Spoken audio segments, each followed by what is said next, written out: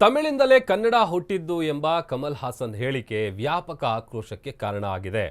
ನೋಡಿ, ಕನ್ನಡದ ಬಗ್ಗೆ ವಿವಾದದ ಕಿಡಿ ಹೊತ್ತಿಸಿದ್ದಂತ ಕಮಲ್ಗೆ ಲಾಸ್ಟ್ ವಾರ್ನಿಂಗ್ ಅನ್ನ ಕೊಡಲಾಗಿದೆ. ಇವತ್ತು ಡೆಡ್ ಲೈನು. ಕ್ಷಮೆ ಕೇಳಲಿಲ್ಲ ಅಂತ ಅಂದ್ರೆ ನಟ ಕಮಲ್ ಹಾಸನ್ ಸಿನಿಮಾ ರಿಲೀಸ್ ಆಗಲ್ಲ. ಕಮಲ್ ಹಾಸನ್ ಅವರು ಕ್ಷಮೆ ಕೇಳೋದಕ್ಕೆ ಇವತ್ತೇ ಡೆಡ್ ಲೈನ್ ಕೊಡಲಾಗಿದೆ. ಇವತ್ತು ಸಂಜೆ ಒಳಗೆ ಕ್ಷಮೆ ಯಾಚಿಸಬೇಕು.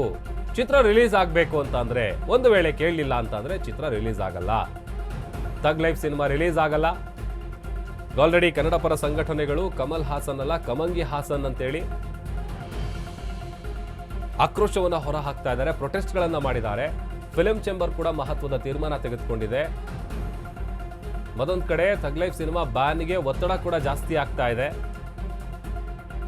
ಕಮಲ್ ವಿರುದ್ಧ ಕನ್ನಡ ಪರ ಸಂಘಟನೆಗಳು ಕೂಡ ಪ್ರತಿಭಟನೆಗಳನ್ನು ನಡೆಸ್ತಾ ಇದೆ. ಯಾವುದೇ ಕಾರಣಕ್ಕೂ ಒಂದು ವೇಳೆ ನೀವೇನಾದರೂ ನಮ್ಮ ಎಚ್ಚರಿಕೆಯನ್ನು ಮೀರಿ ನೀವು ಸಿನಿಮಾನ ರಿಲೀಸ್ ಮಾಡಿದೆ ಆದಲ್ಲಿ ನಾವು ಥಿಯೇಟರ್ಗಳನ್ನು ಹೊಡೆದಾಕ್ತೀವಿ, ಈ ಥರದ ಬೆದರಿಕೆಗಳನ್ನೆಲ್ಲ ಈಗ ಕನ್ನಡ ಪರ ಸಂಘಟನೆಗಳು ಕೊಟ್ಟಿದೆ. ಆಮೇಲೆ ಯಾವಾಗ ಈ ವಿಚಾರ ಮುನ್ನೆಲೆಗೆ ಬಂತು, ಒಂದು ಕಡೆ ಶಿವರಾಜ್ ಕುಮಾರ್ ಅವರು ಕೂಡ ಈ ವಿಚಾರವನ್ನು ಹೇಳಿಲ್ಲ, ಅಂದರೆ ಅವರು ಹೇಳಿದ್ದು ತಪ್ಪು ಸರಿ ಯಾವುದು ಕೂಡ ಹೇಳಿಲ್ಲ, ಅಂದರೆ ತಟಸ್ಥವಾಗಿದ್ದಾರೆ.